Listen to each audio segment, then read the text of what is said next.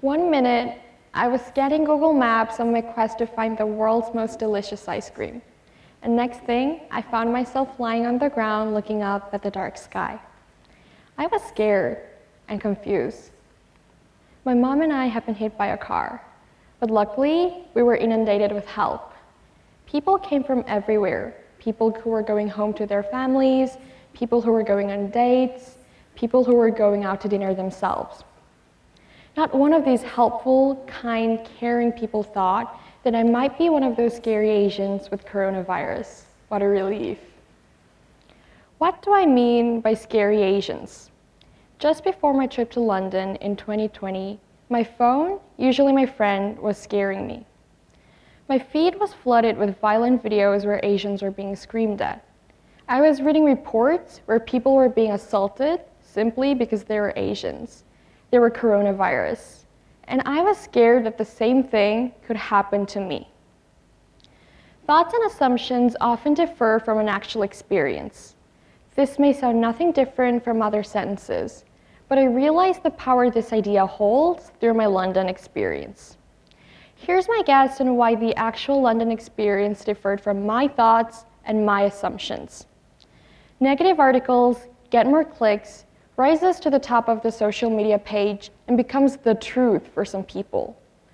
My truth, however, is when my mom and I had been lying on the wet, dark road, what was more important than COVID and Asian strangers was that someone was hurt and someone needed help. Another truth is that humans are inherently kind regardless of some media hype. Everyone who stopped to help us out were courageous and did not behave the way I expected them to react.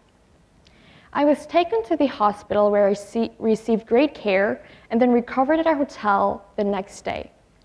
We resumed our travels in London and beyond, and until today, I look back on that trip with happiness. So why the positive memories? I put this down to positivity bias, or simply put, taking in the good that happens in your life. Sounds easy, but like most things, takes time, practice, and repetition for it to become habitual. The psychologist Rick Hansen offered us an acronym to remind us to do this in our everyday lives: HEAL.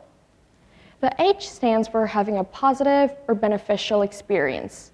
Notice something positive or beneficial within the situation you find yourself in. What is one uplifting or encouraging thing that you find within the situation you find yourself in?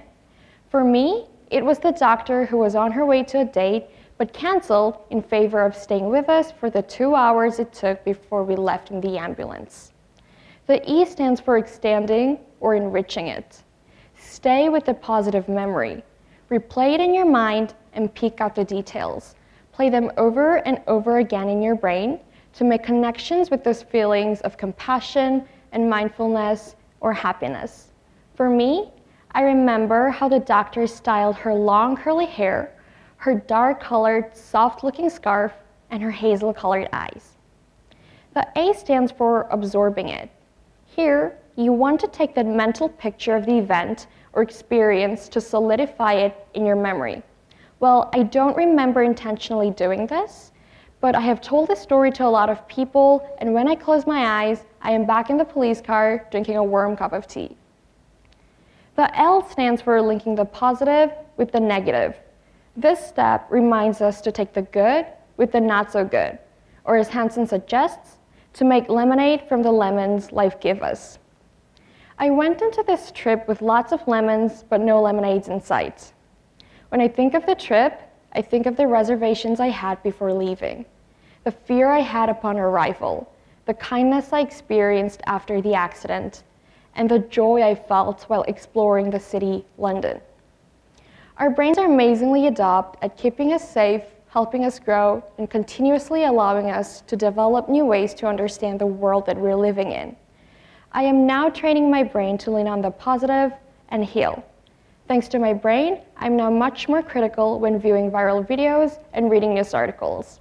I have learned that there are elements of both good and bad in all life's experiences, and most importantly, I'm never on Google Maps while walking.